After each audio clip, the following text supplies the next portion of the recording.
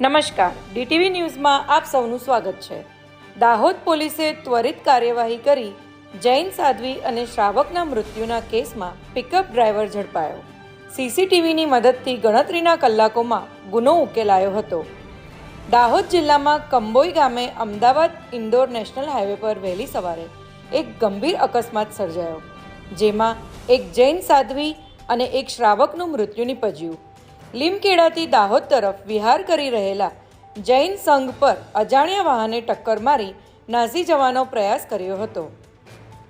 Police અધિક્ષક doctor Rajdeepsinh ઝાલાના માર્ગદર્શન હેઠળ નાયબ પોલીસ અધિક્ષક એમબી વ્યાસ અને જેપી ભંડારીના નેતૃત્વમાં 130 પોલીસ કર્મીઓની 8 ટીમો બનાવવામાં આવી। ઘટના સ્થળેથી મળેલી વાહનની ગ્રીલના આધારે તપાસ શરૂ કરવામાં આવી, જે મહિન્દ્રા બોલેરો પિકઅપની હોવાનું જણાવ્યું હતું। પોલીસે 70 કિલોમીટર વિસ્તારમાં લગભગ 100 સીસીટીવી કેમેરાની ફૂટેજ તપાસી અને નેત્રમની મદદથી શંકાસ્પદ વાહન GJ20V 8655ને ટ્રેક કર્યું। આરોપી જાવેદ ઉર્ફે રાજા અસલમ શેખને ઝડપી પાડવામાં આવ્યો છે, જે કચ્છના માંડવીથી દાડમ ભરીને દાહોદ આવી રહ્યો હતો। આ કેસમાં પોલીસની ત્વરિત કાર્યવાહી અને આધુનિક તકનીકનો ઉપયોગ કરીને ગણતરીના કલાકોમાં જ ગુનેગારને પકડી પાડવામાં સફળતા મળી છે।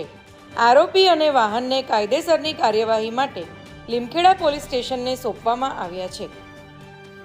ઘટનાની હકીકત એ પ્રકારની છે કે આજ રોજ વહેલી સવારના સમયે જૈન સાધ્વી મુનિ અને તેમના શ્રાવક લીમખેડાથી દાહોદ તરફ વિહાર કરી રહ્યા હતા।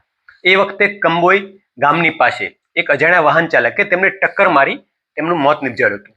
આ બાબતે ઘટનાની ગંભીરતાને ધ્યાને લઈ જિલ્લાના પોલીસ વડા ડોક્ટર રાજદીપસિંહ ઝાલા સાહેબના સીધા માર્ગદર્શન હેઠળ 2 ડીવાયએસપી, એલસીબી એસઓજી અને જિલ્લાના 8 જેટલા પીએસઆઈ પીઆઈની અલગ અલગ ટીમો બનાવી ગોધરાથી લઈ અને કતવારા સુધીના ખંગેલા સુધીના તમામ સીસીટીવી કેમેરા, જે 100 ઉપરાંતના સીસીટીવી કેમેરા હતા, જે ટીમમાં લગભગ 130 ઉપર માણસો હતા। આ તમામ માણસોએ ડેપ્થમાંથી જેટલા બી રસ્તાઓ મળી રહ્યા છે, તેમના ઇન રસ્તાઓ ક્યાંથી છે, બાયપાસ રસ્તાઓ ક્યાં છે, એ તમામને ઝીણવટપૂર્વક ચેક કરી જે ફેટલ નિપજાવનાર ગાડી છે એ ગાડીને શોધી કાઢી અને તેમના ચાલકને પણ શોધી કાઢ્યો છે અને અનડિટેક્ટ ગુનાને ડિટેક્ટ કર્યો છે। તપાસમાં એવું જણાયું છે પ્રાથમિક દ્રષ્ટિએ કે જે ચાલક છે એમણે પોતે બેદરકારીથી નેગ્લિજન્સી ડ્રાઇવિંગ કરી અને પોતે જાણતો હોવા છતાં કે ભાઈ આ પ્રકારનું કૃત્ય છે એ માણસનું મૃત્યુ નિપજાવી શકે છે, તેમ છતાં એક રશિયન નેગ્લિજન્સી ડ્રાઇવિંગ કર્યા અને જે રાહદારી ચાલી રહ્યા હતા એ રાહદારીને પાછળથી ટક્કર મારી તેમના બંનેના મોત નિપજાવી અને જગ્યાને ત્યાં મદદ કરવાને બદલે ત્યાંથી છોડી દઈ અને નાસી જઈને ગુનો કર્યો છે, જે અન્વયે લીમખેડા પોલીસ સ્ટેશનની અંદર આ લગતનો ફેટલ મોટર વ્હીકલના નિયમો અને નેગ્લિજન્સી ડ્રાઇવિંગની વિવિધ કલમો હેઠળ ગુનો દાખલ કરી આગળની તજવીજ હાલમાં ચાલુમાં છે।